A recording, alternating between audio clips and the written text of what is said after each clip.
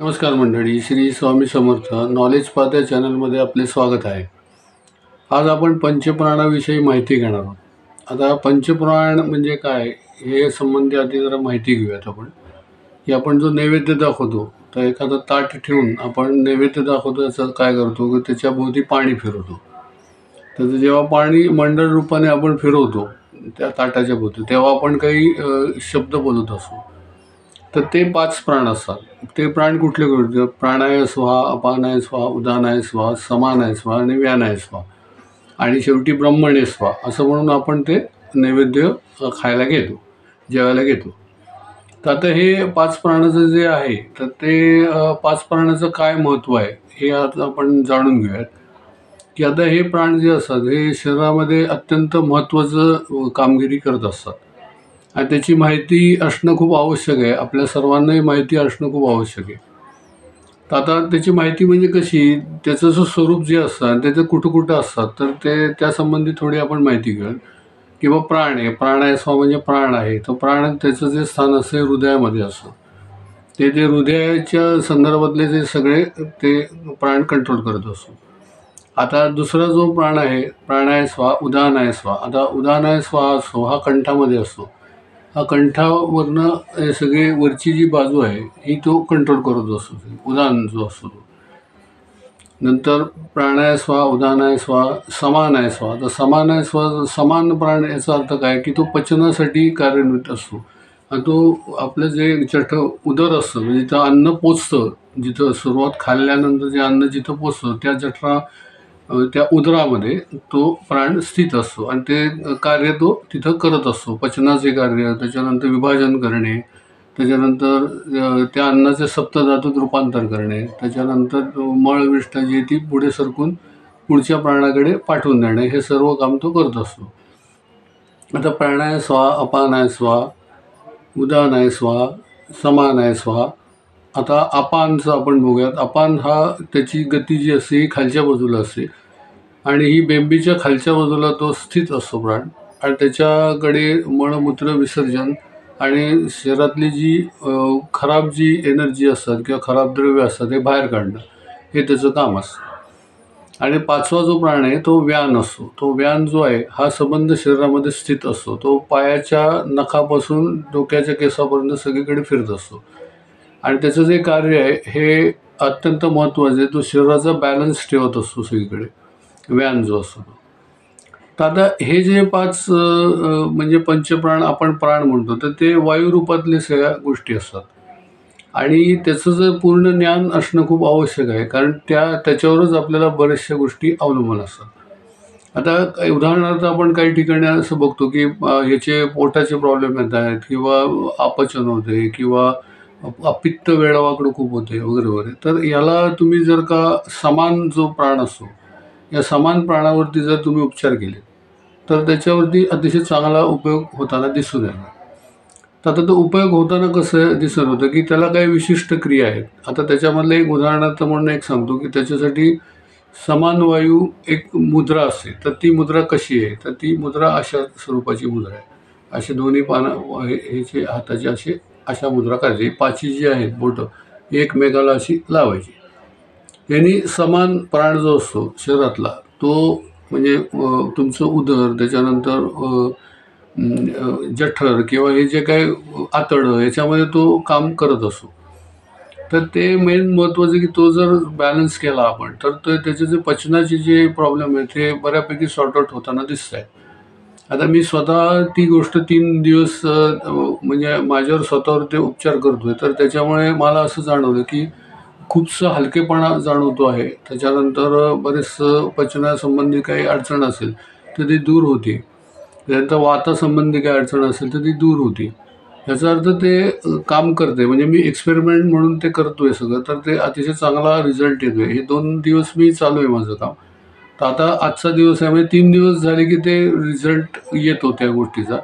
म्हणून मी आता 3ऱ्या दिवशी तुम्हाला ही गोष्ट सांगतो की तुम्ही जर काही करायला सुरुवात केलं, करून बघितलं, तर तुम्हाला त्याचा चांगला रिझल्ट येऊ शकतो. आता अपान जो असतो हा सर्वात त्याच्यातला महत्त्वाचा प्राण आहे कारण आपण हा बाहेर म्हणजे जी घाण असते शरीरातली बाहेर काढण्याचं अत्यंत महत्त्वाचं कार्य करत असतो. तर त्याच्यासाठी आपण मुद्रा पहिल्या काही व्हिडिओमध्ये बघितलेली आहे की अशी आपण मुद्रा असते किंवा आपण वायू मुद्रा असते.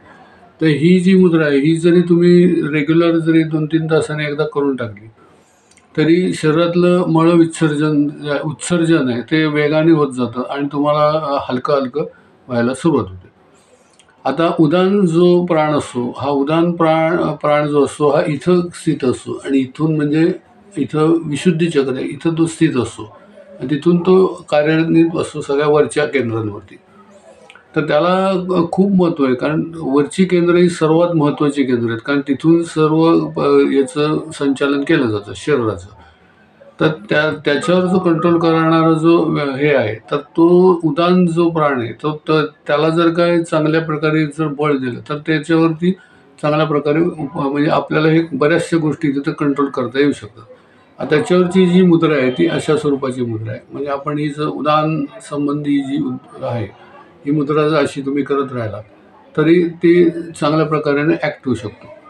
आणि हा जो उदान जो आहे हा मेंदूच्या एरियावरती इकडनं खालच्या बाजूने असं इथून असं ॲक्ट होत असतो गोल सगळ्या रेडियल मेंदूच्या भागांवरती चेतासंस्थेवरती ॲक्ट होतो.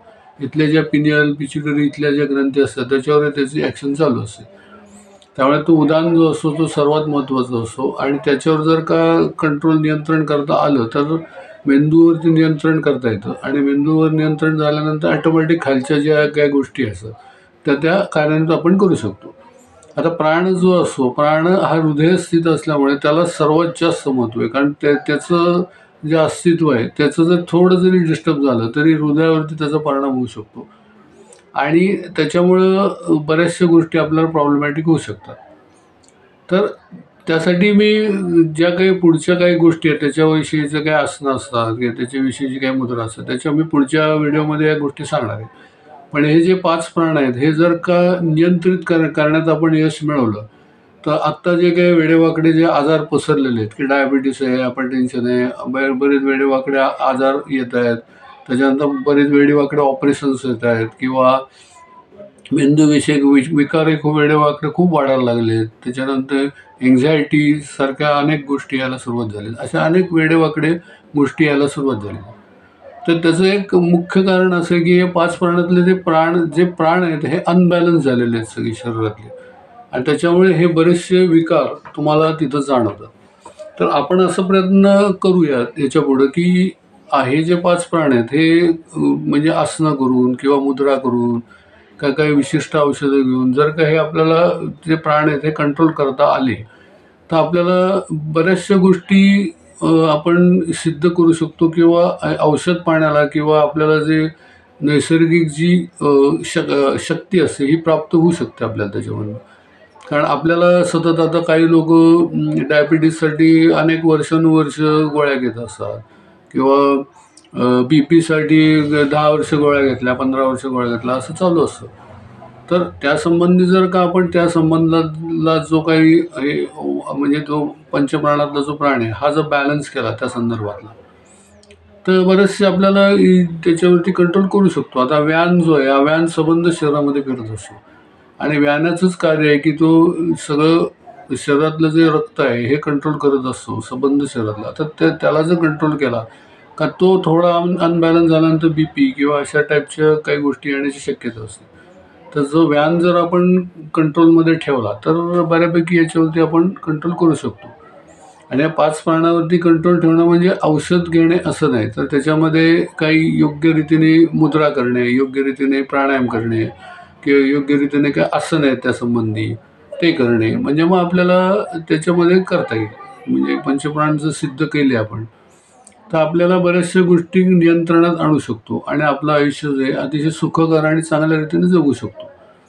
आता तुम्ही हा जो व्हिडिओ तुम्ही बघताय तर तो बघितल्यानंतर तुम्हाला याबद्दल काही जर माहिती विचारायची तुम्ही मला इथं या नंबरला विचारू शकता आणि हे तुम्ही शक्यतो प्रयत्न करून बघावा की हा व्हिडिओ जो आहे की हा बऱ्याच लोकांपर्यंत पोहोचेल अशा पद्धतीने मी हे टाकतोय. तर तुम्ही पण तुम्हाला दिसल्यानंतर जर त्याच्यात अतिशय चांगल्या रीतीने सांगण्यात आलेले तर तुम्ही आणखीन पुढं लोकांना हे करत गेलात तर तो जास्तीत जास्त चांगल्या गोष्टीचा प्रसार होत जाईल.